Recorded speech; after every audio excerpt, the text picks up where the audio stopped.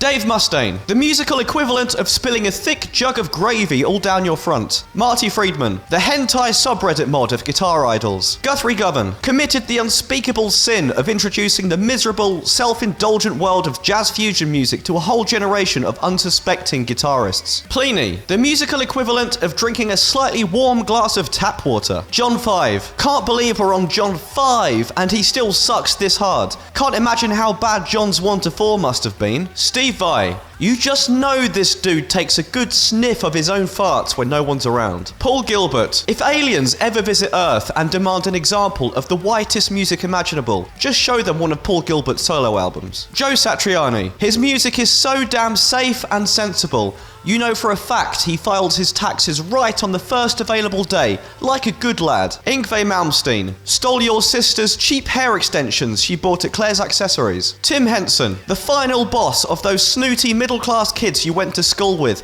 who always rocked up with unnecessarily expensive gear and really crummy attitudes. Tosin Abasi, wannabe Steve Jobs of the guitar world. Slash, I guarantee one visit to Slash's Instagram page will make you wish rock music was never invented. Jimmy Page, to be fair, it takes a lot of talent to rip off so many other bands and still be able to get a decent night's sleep. Jimi Hendrix, even Jimmy himself thought so little of his guitar playing abilities that he just gave up and burned his fucking instrument. Eddie Van Halen, EVH fanboys are the biggest damn snowflakes on the planet, so I daren't say anything, even for satire. Dimebag Darrell, I can forgive him for that god-awful tone and for the obnoxious amount of annoying pinch harmonics, but goddamn, I'll never forgive him for popularizing camo shorts. Sinister Gates, normie boomer soccer dad stuck in a rock star's body. James Hetfield, popularized playing everything with downstrokes, even though it's a really horrible way to play guitar and a one-way ticket to crippling RSI. Kirk Hammett, it's a shame because if Kirk's playing on the early Metallica albums wasn't so flawless,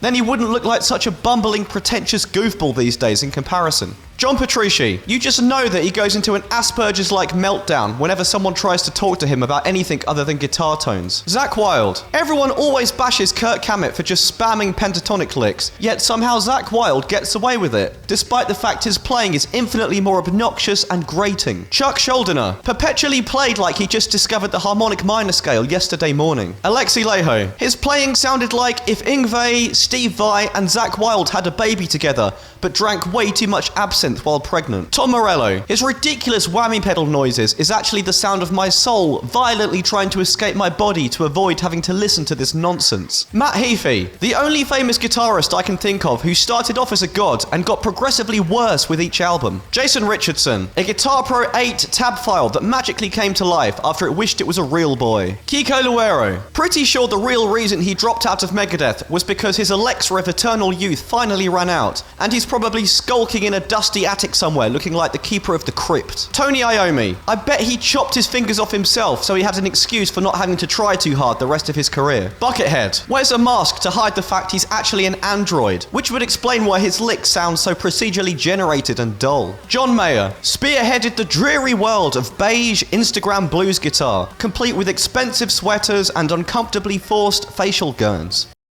Alright mate, do that, do that, do that. Nice one.